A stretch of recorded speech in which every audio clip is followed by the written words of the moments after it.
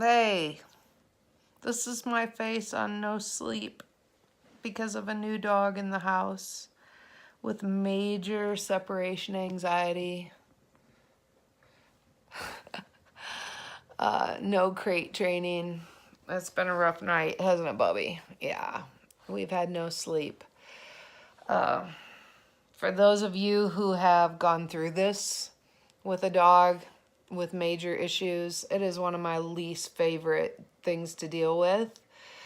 But each time I do it, I learn, get better, get stronger, and we can help more people. So, just going to share this journey with you and hopefully give you a few tips that'll help you go through it too if you need to. So now I'm going to go take a shower and fix my face. Talk to you soon.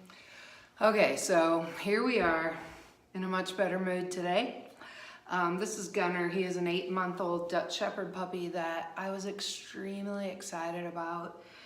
We train working dogs, and I got a video that this pup was at Chicago Animal Control. He was found running the streets, and then they adopted him out to somebody who wanted a German Shepherd because they're pretty, and they got a Dutch Shepherd instead, and they thought he was even prettier. And so a week later they found out he was way too much dog for them, probably because he was destroying the house and killing people. And so they brought him back to Animal Control, and Animal Control sent some videos of trainers working with him, and he's dragging them all over the place, and just very strong, confident dog. So I was really excited about him. Picked him up.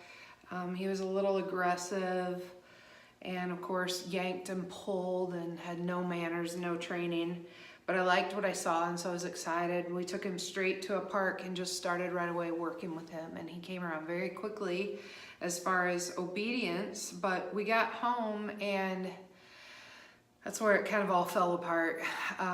He got very aggressive. He was just in panic mode. He was striking out at my dogs. He was trying to climb the walls, literally. He was biting at the woodwork around the door jambs. I tried to put him in a crate, and it was all out war. And, you know, he peed all over my floor. You know, I know so many of you have been through that, where your hopes and dreams are so high for a dog, and then you bring them home, and this just destructive chaos sets in, and it's heartbreaking. And so I literally came this close to taking this dog back. If it hadn't been a Saturday night and the next day being Mother's Day, we probably would have just returned him, because I hate to admit this, but I was in tears. I was just like, what have I done? Our home is a very peaceful place. It's kind of a sanctuary for me. And he just disrupted all that. And I literally was just feeling so much anxiety and tension over it. I just didn't feel equipped to be able to deal with him, but talked to a good friend of mine who's a trainer, and she had just taken in a 7-month-old puppy that was giving her fits as well. And she just reminded me, you know, you have to consider where they are mentally and what they've been through. And so I sat myself down and just kind of gave myself the talk that I'm about to give you, and took my own advice, and we're making good progress. So I just want to share some tips with you of how we've done that, because I hope that if you're in a situation like I was Saturday, that you know there is light at the end of the tunnel, and we can do this. Okay, let me show you some stuff. Okay, so here we are in my kennel room, which is in my house. I do not have a separate area, and this room happens to be directly below my bedroom, and so a dog that's having a fit is going to be a problem. So I want to just show you a couple of things. You know, you can get kennels pretty cheap, especially off of like garage sales or whatever, but look at this one. Can you see, like, this door completely bends out. That bar somebody's grabbed hold of and completely bent. This one is a huge crate for my biggest Mal, and also is kind of a piece of crap. But this is an old-fashioned crate. It doesn't fold down. It has pins that go all the way down to the floor, and so the corners are pretty solid. The metal is pretty solid. But you can see what we've done in a few places. We've zip tied weak points where they get their nose through and they bite and they mess with, and they can open these joints up. We've also used just the clips off of old leashes. We'll cut the snaps off, and we'll clip corners like this, or any area that looks like it could separate if the dog puts pressure on it. And the reason for that is if they can wiggle and bite and mess with an area and it gives a little bit, that gives them hope that they can escape, and they'll keep trying. So the more solid you make even a cheap crate like this, the better off you're going to be. Whether you wire the corners and the joints, or zip tie them, or like I said, use old leash snaps or whatever. But you can see there, this crate even has a metal tray, which I love for like Malinois and dogs that tend to destroy crates. And those are hard to find. This one I did Google online for a metal tray, and it came with one. You can see Navarre does laps in there, and so he's worn holes through the paint in the metal. Another thing one of my dogs does is when she gets bored, she reaches through the bars and just picks holes in the drywall. So this is PVC. It comes in sheets of 4x8 that we just lined the walls with, so she can't pick holes in the wall, and that's been very effective. And a lot of times when you start getting frustrated and want to give up, you just have to find one more thing, stay ahead of the game, figure it out. I'm not a fan of holes in my wall, so, you know, 20 bucks for a sheet of PVC, and everybody's happy when I get home. Now, I'm ready to share with you my big secret, okay? Here it is. Here's the door to my crate against the wall. Now that seems really weird, doesn't it? But dogs know where they came in and where they go out. So I don't know why it works. I don't know what made me think to try it, but it is extremely effective to put the dog in and push the door flush against the wall. And they realize no matter how much they bite at that door, they're not going to be able to get through because there's a wall on the other side. So that's just some little tips. Okay, now here's where the pudding meets the road. The pudding proofs the road. I don't know. Here's the final product. Okay. Kennel.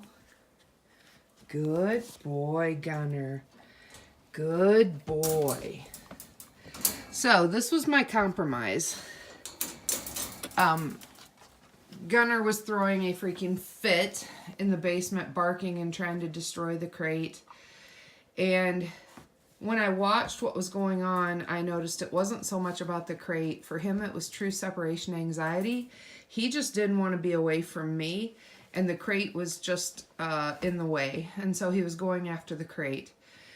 So I compromised, and I brought a crate up here. As you can see, it's literally about 2 feet away from my bed. And that was the game changer for us. Here's something you really have to consider. Is the dog breaking out of the crate out of defiance and kind of a brat attitude, or is he truly in duress? Because you need to decide at that point whether you comfort or correct. Now, you know, if he's just being a jerk and throwing a fit and refusing to stay in the crate, I would use a correction. Whatever your choice of correction is, whether that's whatever, a spray bottle, an e-collar, a penny can, whatever you choose to use to correct, you have to know the dog well enough and be wise enough to know if this is the time to correct or comfort. For Gunner, he was in straight up panic survival mode. It was not the time to correct him. I actually tried, and it made him worse because he was just in survival mode. And so by moving the crate next to the bed where he could be near me in the evening, we had a much better night. He did a lot of pacing, a lot of whining, but he wasn't destructive. Now, when you choose where to put your crate, some dogs do better close to the action, close to the family. Some dogs do better in a dark room with all the shades pulled. So you have to You have to experiment and you have to be a little savvy of what's going on with the dog. Now here you can see I put an old towel down under the crate so it doesn't rip up my floor. Also, look here. Tied my curtains up in a knot because you know what? If he got a hold of my curtains and pulled them in and destroyed them, and yes, he would have done that, I would have been extremely angry at him. And now is not the time to have emotions running high like that. So set yourself up for success. Don't put things that he can get to. I moved my nightstand away. I made sure there was no electrical cords. I have a window blind right there, but my horses are right outside that window.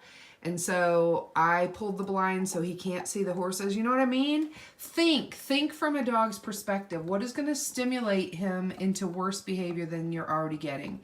So as you can see, he has earned a towel to sleep on, and he likes to soothe himself with an antler or two. And that really helps him relax in the crate. And then after about 5 minutes, he goes sound asleep. And I literally have to kick him out of there in the morning now. So again, think. Don't just do. That's why I don't give blatant advice. If your dog isn't crate trained, do this, because every dog is a new situation and you have to be a smart trainer, a smart owner, and think it through. Okay? Now, let me add one more huge piece to the puzzle. The way you put the dog in the crate is the way he feels in the crate. So if you're feeling horrible, like a mean person, and I'm sorry, buddy, I'm sorry, I'll be back, that's the way you're leaving him. That's the way he's going to feel about the crate. So even though we had a straight up physical war, first time I got him in that crate, he was biting and scratching and grabbing at everything he could. But I simply put him in. I didn't feel upset. I didn't feel bad. I felt good about what I was teaching him to do, because this dog, if he can be crate trained, is going to an amazing home, but they work full time, so he will have to be crated while they're gone for his own safety and for their peace of mind. And so that's the attitude you have to have, is big picture. If we're successful at this, then he gets to have a really good life and not go back to the kennel. And so as you're putting him in, you don't get upset, you don't get angry or frustrated. You put him in, you shut the door gently. We don't try to trap them.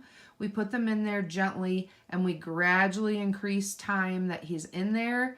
2 minutes, 5 minutes, 10 minutes. When I open the door, that's not what you want to celebrate, is him getting out. Yay, good boy, come out. No, just open the door and let him out. Celebrate while he's in. Oh, Gunner, good boy. Good boy in the crate. Yes, you're a good boy. Well, I've been gone 1 hour and 10 minutes. What are we going to find on the other side of this door? A good boy or a good boy? A good boy! So, there's my little ditty on separation anxiety and crate training. It is hard. It is so hard. That's why I'm diffusing lavender oil right now, because I just need, but we made it. We're almost on the other side of it. So, you know, to all the foster people who take in dogs and go through this over and over and over, wow, mad respect to you. And to anyone who takes on a dog, you know what? It's a commitment. And sometimes it goes wonderfully and sometimes it doesn't. But I just want to encourage you to find a way, find a trainer, find a YouTube video. Hello. And fix the problem, because if you don't, nobody else is going to. You know, you get rid of the dog, the next person has the same problem.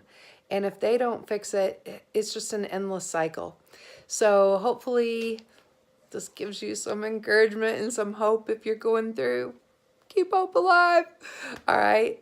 Thanks for watching. Talk to you soon.